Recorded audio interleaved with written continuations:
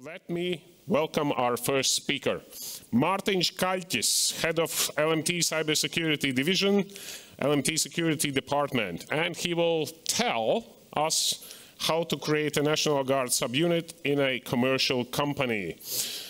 Mārtiņš, please welcome on the stage. A nice applause. Yes. Okay, good morning, ladies and gentlemen. Today I stand before you in two roles. One is being Head of Cybersecurity Division at Security Department of Latvian Mobilais Telefons, and the second is obvious, I'm also a member of National Guard. And today we are sharing something that we have been doing for more than a year, but mostly quietly and unnoticed. And this is something, so this event is the first event to hear about our experience and how we made a subunit of National Guard at LMT to protect our infrastructure. So all that is based on true story. In the beginning, a bit about the scene. Well, the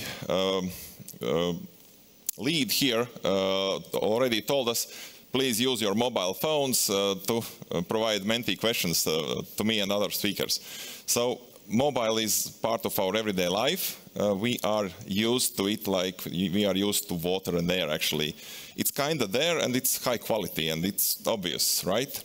But it takes quite an effort to protect this infrastructure and to make sure that it is available when it's needed and where it's needed, in the level at which it is needed. And if you look at the services which we use, of course we talk, we communicate as usual, but we use more and more mobile data. And actually, it was already a bit mentioned yesterday, but we are, LMT is number 3 in Europe by gigabytes per SIM card in 2022, 44 gigabytes per SIM card, actually, and we are number 5 in the whole world. So quite a lot of load is going towards the mobile network here. And that's expected and that's okay, because we use mobile to make our lives easier. We use it to communicate, to coordinate, and well, to live a more fulfilled life as well. And actually, quite a lot of industries rely on mobile to do their everyday tasks, and well, security, public safety, well, it's usual for them. And that brings into light some really specific interdependencies. One of those which I wanted to mention today is interdependence between us, the mobile world, and energy sector. So, of course, it's obvious we need electricity for our network to run, for our systems to run, and for our IT services to run. But energy sector needs communication to coordinate and to make the energy actually flow. So we cannot live without each other. And if we start to look at this level, then these interdependencies are quite obvious in quite a lot of sectors. So that brings us to the big questions. This is the regulation which made it possible to make these National Guard subunits in commercial companies in Latvia. But the bigger question is why we are doing it. And this is because of those things I told you already. This is because our role in economy, because our role in society, and our responsibility of being a core service provider to us and all of you as well. And this brings us to the second part of the why. We are also committed to the comprehensive defense principle, about which was people were talking yesterday during the panels, etc., which basically means that the society and organizations also participate in making Latvia more resilient. Just like that. So, the obvious question is then, what does the National Guard subunit do? Well, basically, during peacetime, we train and we prepare and we plan and we repeat that. But the National Guard subunit will be activated in case of crisis if the need comes to protect our own infrastructure. So the main idea of the subunit is if the need is there, it comes and it protects ourselves. So, who can become National Guard? Well, basically, any loyal employee, and I state here employee because only employees of LMT can become National Guard members of LMT unit, but any loyal employee without bad past, who is sane and without bad habits, and with okay health. It's just as basic as that. Nothing fancy here. And of course, there are checkups to do, but this is like, well, visiting some doctors and writing a CV. Nothing hard as well here. And then, of course, the second part, how to become a National Guard member, you have to train. And this is the basic training that all National Guard members receive. Nothing different for the commercial subunits as well. We have done it in our unit, and I have done it as well. So anything National Guard members need to stay productive in the environment, and this training is received, well, there are two options. How do you do it? Either you visit a training camp, so you walk in as a civilian and walk out as a functional National Guard member, and you, well, don't leave for that period of time. And there's the other option, you can also do it during the weekends, but then that spans out in a longer period of time, and at the end there's a shorter training camp to, well, train and bring together all the knowledge you have gained. And if you jump a bit forward, then the weekend option, of course, is more popular because that leaves you with the ability to rest between the training periods, and you also see your family and can work in between as well.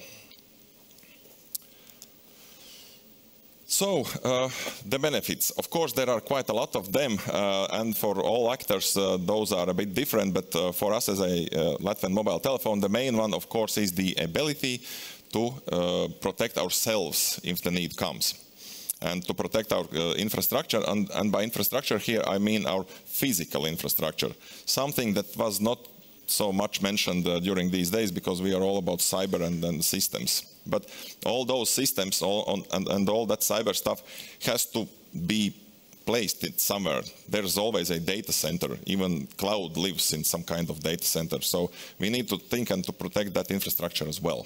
And this is for that. For individuals, for our employees, of course, then there are benefits of new knowledge and new friendships forged. And of course, it's actually even better than CrossFit. It's not hard, but it's better and more interesting than training in CrossFit exercises. And the overall benefit, of course, here is that we make Latvia more resilient together. And then the training stuff. Well, basically, it takes quite a lot of time, and in the first year, it's a more intensive process because basic training takes, as you saw, about 21 days, and then there is the specialty training after that. And to support our employees and to encourage them, we also have decided to provide extra 8 days off for basic training, and that usually goes towards the final training camp to participate in, because that's week-long period, and well, there are work days in between as well. And then we are coming to the much interesting part. Until this point, it was a pretty straightforward, nothing really hard or fancy there, but as usual, it's not as easy as it seems. And we had quite a lot of challenges, and one being, how do you find people for this endeavor? Who will be those National Guard members? And the obvious first choice could be, well, we have quite a lot of active employees who are already in the National Guard in different battalions. And the obvious choice could be, well, let's ask them to join. But if we start to think about it more, it's unnatural for them because they are part of a unit already. So there's no reason for them to break this bond. And for these units, well, if somebody goes away, they lose a valued member and a skill set as well, so they have to replace it. So not so good choice then. So early on we focused on finding the new recruits for National Guards who have not joined yet, but that proved also a bit hard because, well, after the full-scale war in Ukraine started, quite a lot of people who wanted to join National Guard already have done so. So what we were left then with is we had to find those people who may join, but there is something that, well, there's a reason they have not done yet, and we have to work with those reasons. So that's why information transfer was really crucial, and I'll tell a bit more about that later. And of course, this is a big, significant personal decision to join National Guard. This is one of the life's decisions, actually, because after you join National Guard, there's a bit no way back. You are then always required and valued member there. And there were also unknown unknowns. Well, we are the first ones to do this, and of course not everything is foretold and known already. So one of the unknown unknowns we found out was the equipment storage. Nowadays National Guard members are really well equipped, but that comes with a price, and the price is the sheer volume of equipment you receive, and you have to store it somewhere. And it turns out that in smaller apartments that becomes a problem. So that is something we are working right now on, and we'll correct this. And then there are the personal uncertainty. These all are valid questions of a sane person, and these questions have to be answered, but we have to find the people who have these questions. And we know that we need and we want those people in our subunit because these are the questions of a sane person, of a critical thinker, and we need critical thinkers. So we set out to find those people who could join our unit, and we tried to answer all these questions. And that brings us to the key success factors, why we were able actually to do this and why did it work. First of all, of course, the big thank you goes to Ministry of Defense for making it even possible, because before the last, well, this is the, I think, last year and then this year, when it's really possible. Before that, it just wasn't possible legally. And they were great help when starting this endeavor as well. And of course, the Riga 1st Brigade and the Battalion number 13 were great help. They were tremendous people. And we had a lot of questions to discuss and things to solve to make this work. And they were always there to help and really open. So I encourage you to talk to National Guard. But then one of the main reasons, of course, is the management commitment. And we as a security professionals know, well, you take any security standard, be it ISO 27001 or whatever, it starts with the management commitment. You need management decisions and commitment to do this. And this is the same here. Well, no problems with that. In Latvian Mobile Telephone, the management was committed from day one, and they were actually present and engaged, and by that I mean each seminar where we told about the subunit, a board member was present. When we had the oath ceremony of our National Guard recruits, board member was present in the spot on a windy, cold spring evening. So not the nicest weather to be in, but still. And the president of Latvian Mobile Telephone, Mr. Juris Binde, was there to congratulate all the members who finished the basic training. So real-life management engagement helps quite a lot as well. But of course, the real heroes here are the employees, and I applaud their patriotism and commitment to actually do this. And to illustrate one practical example here. This is a picture from last year. It's November. It's Large Places Day. And we have had seminars online for employees for the whole LMT group where we told about what the National Guard subunit at LMT will do, how it will work. But we felt that there are still those questions and those uncertainties I told you before. So we needed a safe space and a place where to talk to real-life National Guardsmen and ask those questions and get those answers. So what we did, we asked our existing National Guard members, hey, let's make an event for our colleagues. Who can bring what? And somebody brought his 3D backpack. to test out how hard it is to carry it around. Somebody brought his armor plates. Somebody brought ghillie suit. Somebody brought the foldable bed. And battalion number 13 came with a six-wheeler, which we drove inside our building, and with the arms to try out and to test how hard it is to hold it. And it started with 5 to 10 minutes opening speeches by National Guard members and our board member. And then it was go, try out, talk to people, ask your questions, check things out. And the thing was, well, it worked really well because, for example, one of our employees has a distant relative in far, far away country, and he thought that it may be a problem. There's no connection between them, but formally, well, they are related.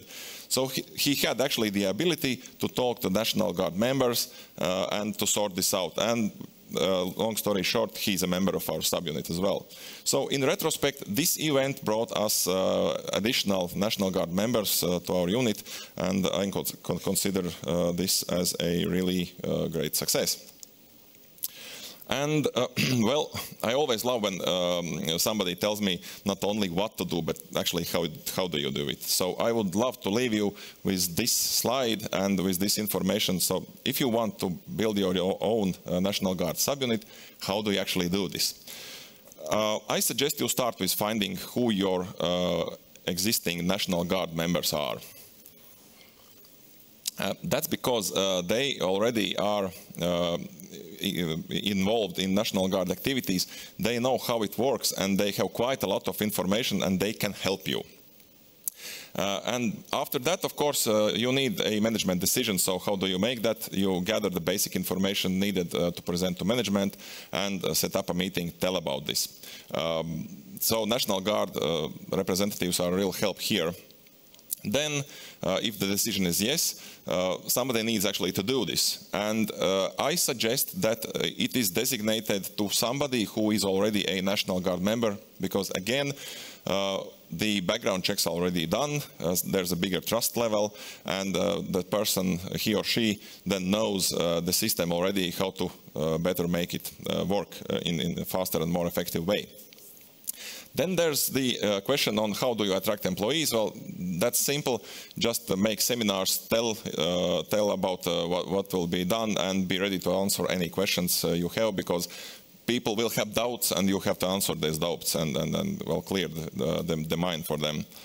And when you have done that, then of course there's the application to join National Guard, and then those people will be given an order to make the health checks, and they basically have to write a CV.